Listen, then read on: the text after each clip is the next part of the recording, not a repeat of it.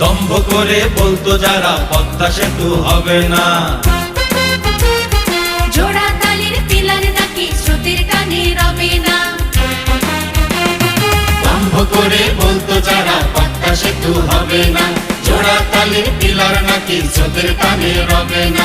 আজকে তারা মুখ লুকাবার জায়গা পাবে কই?